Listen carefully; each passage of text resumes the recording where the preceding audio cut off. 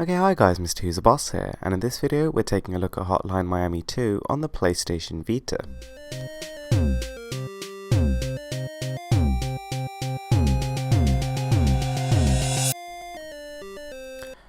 Okay, so I've never actually played this game before. This is my very first gameplay, and we are literally straight into some action.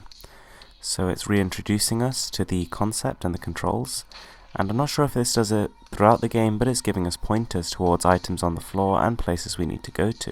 So I'm still trying to remember how to actually play. I think we've got to pick this up and throw it at that dude in the corner. Nonetheless though, the visuals are yet again stunning. I mean, it's seriously colourful. Even on the PS Vita Slim with its LCD display, this is looking really nice.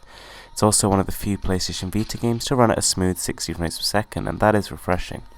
We are yet again reminded of the crushing difficulty that Hotline Miami ensured, and I don't think that's going to stop with this. In fact, if anything, I think they've probably made it harder.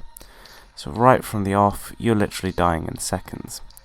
Nonetheless, this actually makes it an extremely rewarding experience. I mean, when you actually finally beat a level off your own accord, you figure out all the sort of the nuances in the stage and the best places to pick up weapons and that kind of thing.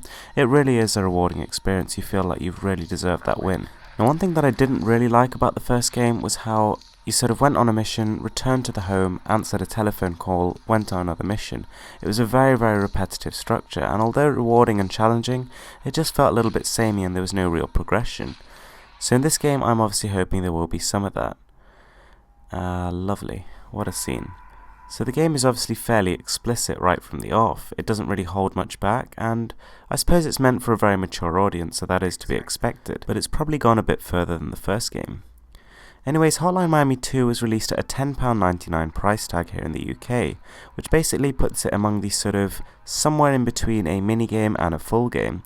And I suppose in terms of gameplay time, from what I've read, you get about 8 to 9 hours, and significantly more if you try and scour for the Platinum Trophy, which apparently is ridiculously difficult to get yet again. So I'm really hoping this game is not just sort of a repeat of the first one with more missions and a little bit more variety. I'm hoping that they've actually made some real improvements to the game. So, for example, you might get stronger throughout, develop new abilities, and that kind of thing. I think that would be a very cool thing to do. Nonetheless, Hotline Miami and Hotline Miami 2 are very differentiated games. I mean, there's nothing really quite like them. It combines top-down shooting with a seriously fast pace and intense action. But aside from that, it also includes quite a bit of strategy. Now, on a bit of a side note, the PlayStation Vita really is falling behind. I was sort of looking at the upcoming release lineup, and it really is dire. I mean, almost 60% of the games coming over are basically just JRPGs translated, which is not exactly a good sign. It's the kind of thing we started to see with the PlayStation Portable before it got revived. But I'm feeling right now that even possible redemption for the PlayStation Vita is just a dream. You know recently that Sony actually pulled support for YouTube, Netflix, and a couple of other apps, and on top of that they've now announced that they're closing down PlayStation Mobile. It's sort of motion to launch games on Android and PlayStation Vita devices in harmony. So yeah, I mean, it's basically all going down the drain for this thing.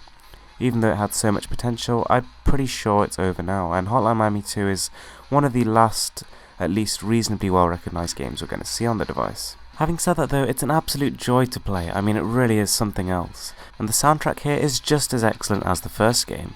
It's really exciting and punchy when you're in an action sequence, and then it tones down to sort of eeriness when you're not. Now, I know they're trying to replicate sort of a 1900s city here, but I actually think that they would have benefited from varying the environments a little bit.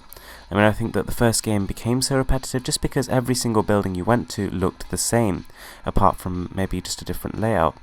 Like all the furniture, all the sort of industrial kind of design, it was all very similar. I mean, I think they could have taken a little bit of a different approach here. I mean, you could be sort of some sort of guerrilla warrior trying to overtake a jungle base, something like that, or maybe on a beach trying to capture some submarines, that kind of thing. I think, those are sort of interesting ideas, and they could build a story around it. I mean, the one they've got currently is pretty weak, to be honest. Like, it's not the kind of gripping visual novel that you see in games like Final Fantasy or that kind of thing.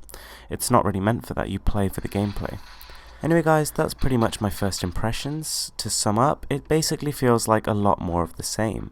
They've added a couple of new bits and pieces, the ability to dual wield, the ability to roll around, but I mean, to be honest, more or less this is the same game you're used to.